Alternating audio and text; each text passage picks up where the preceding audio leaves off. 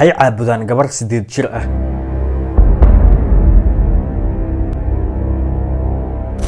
looma ogola gabadhaas in cagaheeda ay dhulka taabtaan.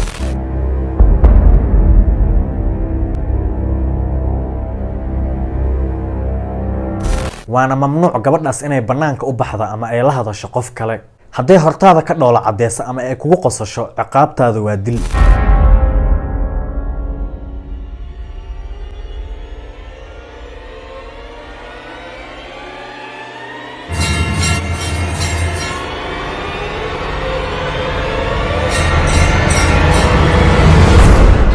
وعبد الغفار جماديد oo idin leh meel walba oo joogtaan soo dhawaada. waxaan muuqaalkeena kaga hadlaynaa dhaqan la yaab leh ama dhaqan diimeed ka jira wadanka Taiwan. ka hor inta aanan u gelin mowduuceena, bal aan wax ka ogaano wadanka Taiwan.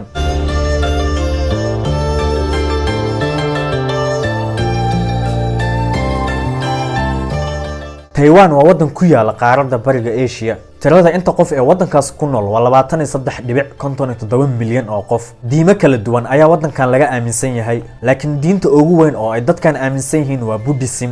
diinta Islaamka waa laga aaminsan yahay, laakiin dadka aaminsan aad uma badno. waa 600,000 oo qof oo percentage ahaan noqonayso 0.3%. dhaqaalaha wadankan Taiwan soo gala aad uma badno oo sanadkii dhaqaale ahaan waxay sameeyaan 668.16 bilyan. dhaqaalaha ugu badan waxay ka sameeyaan dalxiiska oo wadankan waxa loo imaadaa dalxiis. waxayna caan ku yihiin oo ku taala buurta dunida ugu dheer.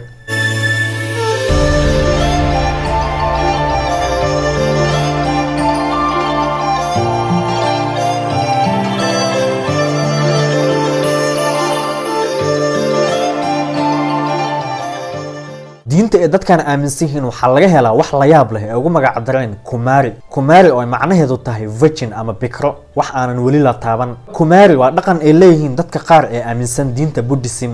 waxay Ilaah ka dhigteen oo ay caabudaan gabar 8 jir ah. subhanallah, wax aad loola yaabo. waa dhaqan ay leeyihiin qabaa'ilada qaar ee dega wadankan Taiwan.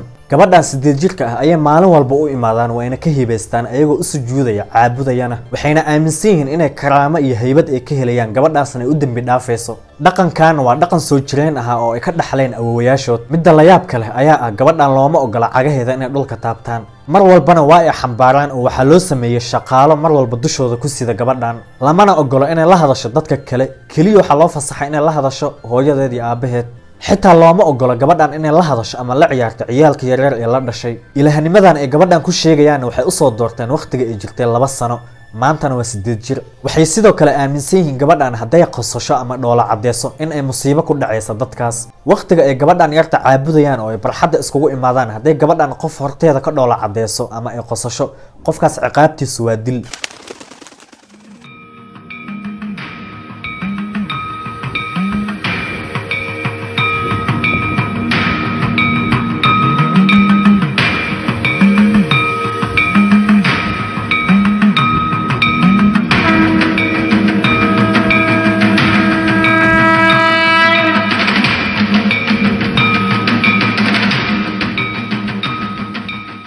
waxa ayna aaminayaan qofkaas ay ku qosashay in musiibo uu u keeni karo mustaqbalka. da'da 12 sano marka ay soo gaarto gabadhan waxay ka qaadayaan ilaahnimada. subhanallah, waxa ayna u magacaabayaan gabar kale oo ayadana 2 sano jirto oo waxay sheegaan gabadha hadday ku dhacdo caadada ama dhiigga inaysan caabudi karin. waxayna raadinayaan qof kale oo booskaas u qalmo oo ay caabudaan. waxaa soo xulaya oo soo dooraya odayaasha xaafadda, waxaana qasab looga dhigayaa ama shuruud ah in gabadhaas ay caabudayaan ay aad u qurxan tahay.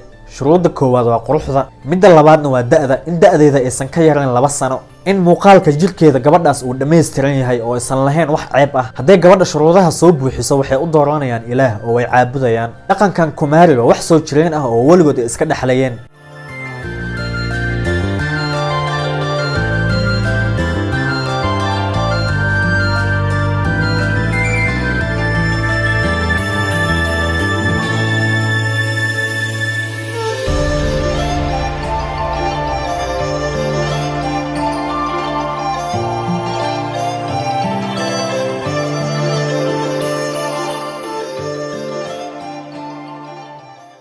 wayna isku bedelaan ilaahnimada.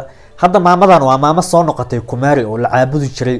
waxay sheegtay inay aad ugu qanacsanayd, laakiin dhibaatada ugu weyn oo ay ka dhaxlaan ayaa ah gabadhii soo noqotay Kumari oo laga qaado xilkaas oo waqtigeeda soo dhamaado. hadhow waqtiga soo weynaata gabadhaas lama guursanayo oo waxay aaminsan yihiin gabadhaas ninkii guursadaa muddo 6 bilood ah inuu ku dhimanayo badankood gabdhihii soo noqday kumaari waqtigooda waxay ku dhamaysteen duqnimo ayagoo weli aan waxba dhalin